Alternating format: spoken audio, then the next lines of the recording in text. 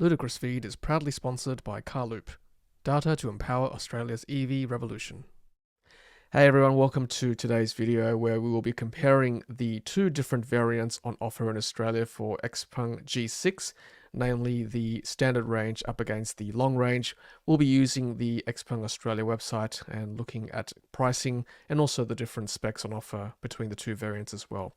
But before we get into it, I just wanted to touch on my most recent video comparing the Xpeng G6 up against the Tesla Model Y, which is the best-selling EV at the moment in Australia. So a few corrections from that video, which we'll go through right now. Number one, the current 2024 Tesla Model Y no longer comes equipped with ultrasonic sensors. Number two, G6 in Australia uses Xpilot version 2.5, not 4.0, as was stated in my video.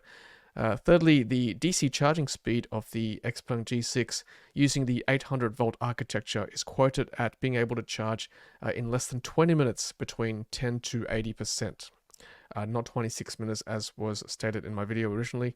And lastly, the boot measurements noted in that video show the Tesla capacity being quite large compared to the Xpeng G6. That's because Tesla uses measurements from the floor all the way to the roof, whereas the Xpeng measurements are from floor to the height of the seats. So that's why there was that discrepancy. But as you see in the video, both cars are actually very similar in size as well. So take that into account. Okay, so let's have a look at today's topic, which is the comparison between the standard range and the long range for the Xpeng G6. And for that, let's have a look at the updated configurator page for the Xpeng G6 here in Australia. So they finally have pricing for the cars. So the standard range car is $54,800 before on-road costs, and the long range is $59,800 before on-road costs. And with the driveway pricing, you're paying just a touch more for rego and stamp duty, all those kind of things. So New South Wales, you can see there with the standard range, $54,800 becomes $57,912, and then the Xpeng G6 at $5,000 more before on-road costs becomes a little bit more, closer to $6,000 before or after on-road costs here in New South Wales. So there you go, $57,912 for the standard range versus $63,162. So just a bit over $5,000, as you can see. And the good thing about the Xpeng G6 is that the color options do not cost any more here in Australia, even choosing fiery orange. So you've got Arctic White, Silver Frost, Graphite Grey, Midnight Black, and Fiery Orange, and that does not change the driveway price for either variant. So that is good to know. You can choose white or black interior, and again, it does not change the final pricing for either car. And wheels are 20-inch sport wheels for both variants, as you can see.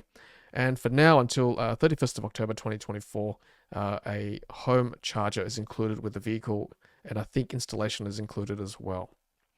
And yeah, you can go through with the delivery in your local area, should you choose to purchase this vehicle. But for today, we will go through the specs as well. So let's have a look at what the summary of the specs, the differences between the two cars is to start with. So if you look at the standard range, 800 volt X-Power electric drive system, max power output 190 kilowatts, torque of 440, WLTP driving range of 435 kilometers, and rear-wheel drive. So pay attention to the max power output as well as the WLTP range, because when I click on the long-range vehicle, the max power increases slightly to 210 kilowatts, and the WLTP range is 570 kilometers. So that accounts for the larger battery in the long-range vehicle.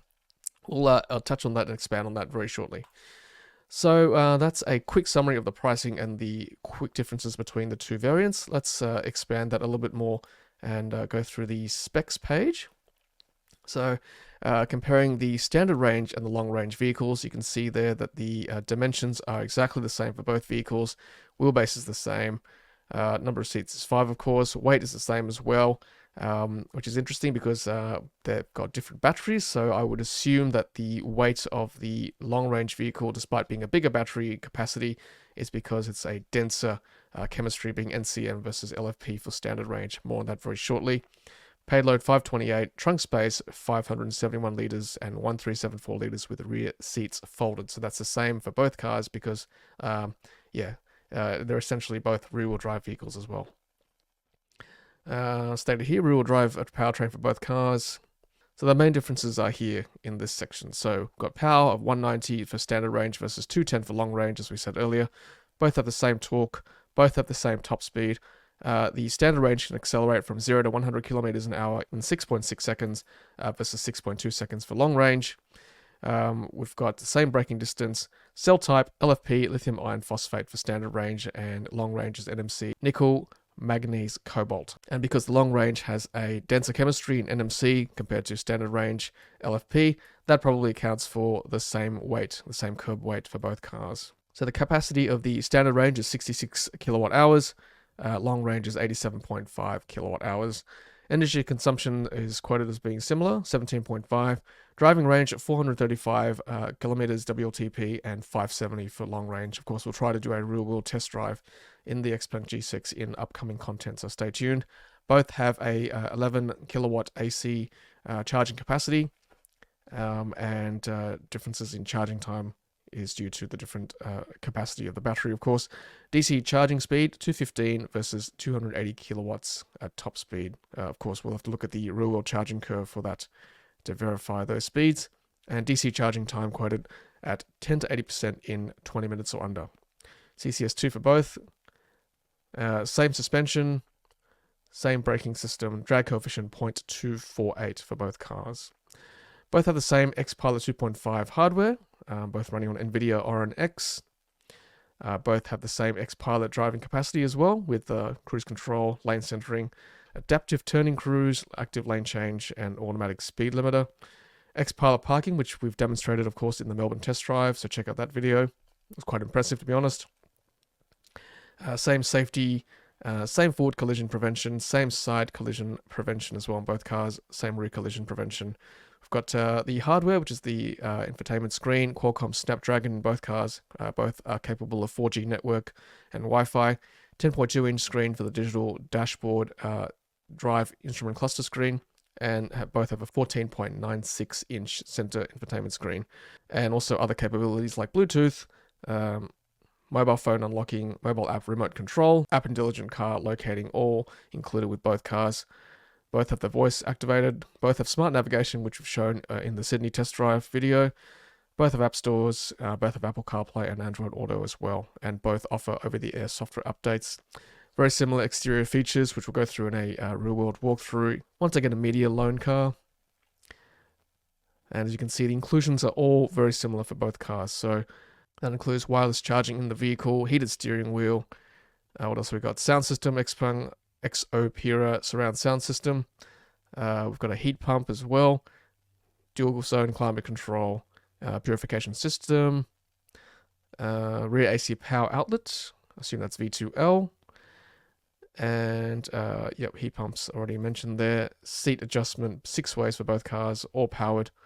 Front passenger 6-way adjustment as well, which is great. Rear seat adjustment, rear seats fold 60/40. And we've got front seat position memory and walk-on mode, which is good. Ventilated front seats, that's great. Heated front seats and heated rear seats, all good to see. And leatherette material, so vegan leather for both cars. Safety inclusions are the same in both cars, which is good to see. And yep, color inclusions are all the same. Interior colors are the same, and we've got yep, 800-volt architecture for both cars as well. Die casting of front and rear aluminium underbodies. Cell integrated body. Yep, all the same, which is great. All same. Safety features are the same in both cars, which is good. And we've got, yep, Xpilot 2.5 features the same in both cars as well. So really, the main differences for the $5,000 difference that you saw in the pricing is down to basically this box here. So we've got slightly increased power. You've got a NMC battery chemistry for a high capacity, same weight because it's a denser chemistry. That equates to, of course, a higher driving range and slightly faster DC charging speed as well. But keep in mind that not all chargers in Australia will be able to offer that charging speed. You've got to look for the chargers, the DC chargers that offer compatibility for 800-volt architecture vehicles. So it's really only relevant if you're able to find those chargers on the highway. Our infrastructure is just not quite there. So I guess it comes down to you guys. Leave a comment below to see what you think, whether it's worth the extra $5,000 to one, enable better performance in the long-range vehicle, greater battery capacity, and obviously better range as well. We're looking at 135 extra kilometers. Of course, it might be slightly less in the real world, and slightly faster DC charging speed as well. Conversely, the standard range vehicle is actually quite a good offering, as you can see. For $5,000 less, you get a pretty good car with reasonable range and LFP battery chemistry as well. I'd like to do a future LFP versus NMC battery chemistry comparison video as well to give you an idea of the differences between the two. But the main consensus with LFP is that it's a safer battery due to stable voltages at the top end. You can charge to 100% frequently, and in fact, most manufacturers recommend that you do for battery calibration. And it's also supposedly better longevity as well because of the stable voltage. So they're the main benefits of LFP. Benefits of NMC, of course, because it's a denser battery, you can fit more capacity without increasing the weight of the vehicle, as you can see in the Xpeng G6 comparison. And it's also better for power delivery as well. As you can see, 210 kilowatts versus 190 kilowatts for the long range over the standard range. Alright everyone, well that is a quick comparison between the Xpeng G6 standard range and the long range vehicle, taking into account pricing and specs as well. Again, let me know your thoughts in the comment section below. If you're looking at the Xpeng G6, which one you're looking at, whether you think it's worth the extra $5,000 for increased performance and increased battery capacity, and obviously greater range in the long range offering. Alright everyone, well thanks so much for watching. Until the next Ludicrous feed video, happy charging.